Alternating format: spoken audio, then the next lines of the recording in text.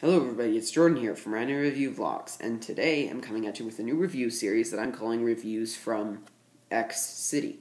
What I'm going to be doing is I'm going to be reviewing new comic books, movies, video games, and I'm going to be putting the name of the city that the comic or movie is from in the title. So reviews from Gotham City, reviews from Central City, reviews from whatever, right? So today, I'm going to be doing what I think of the Death of the Family crossover event so far. And these videos in the future will most likely contain spoilers. So if you have not read any of these books yet, go read them, go download them on your iPad, go buy them at your comic store, and then come back. Because most likely, to give my full opinion on these, I kind of have to spoil some things. So, yeah, with that out of the way, let's get right into it. So, I'm going to be reviewing each issue of this crossover individually, and I'm starting with the beginning. Begin at the beginning. Batman 13. Now, this issue not only does have an awesome cover, as you can see, it's a pretty awesome cover, but it's got some really awesome and scary moments in it. Like, for example, you've probably heard about the Joker invading the GCPD building and stealing back his face. Yeah. And there's some pretty scary and suspenseful moments in this issue. There's a really, really creepy ending at the end that'll leave you wanting more, that's for damn sure. So, yeah. Next up, Batman 14. This book is not as good as Batman 13, but it's still a great addition to Death of the Family. It gets a little bit into more more into detail about what the Joker is gonna do, and it's pretty bad. But anyway, it's good, but it's not as good as 13. So yeah. Next up is Batgirl 14. Now this was one of the crossover events, which is the Joker's personal, psychological and physical, definitely, attack on Batgirl, which is, this book I think is really, really good.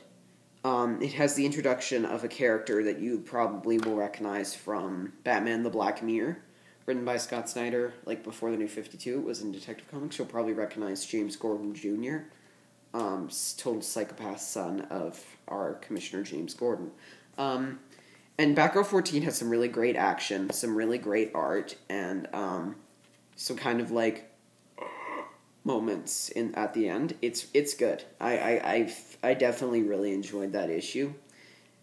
Next up, Batman 15, which I personally think is the best issue of the Death of the Family tie-in so far, because it's scary as shit, basically.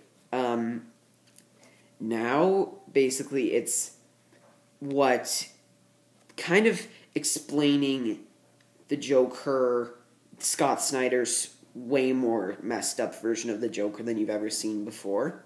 Yeah, so, like, basically it's talking about, there's this little story thing that Batman goes back into, like, one of his first battles with the Joker, where he, after the fight, he goes and he has to save the innocent people first, right? But then he goes back to find the Joker, he doesn't. He goes back into the Batcave, and he finds one of the Joker's little playing cards in there.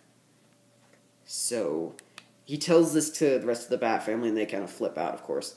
Batman insists, of course, that the Joker didn't get into the Batcave, because there would be a lot of physical evidence that he was in there, but it's still a scary thought.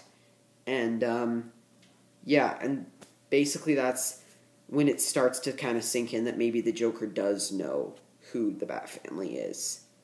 So, yeah, all their secret identities. So, yeah.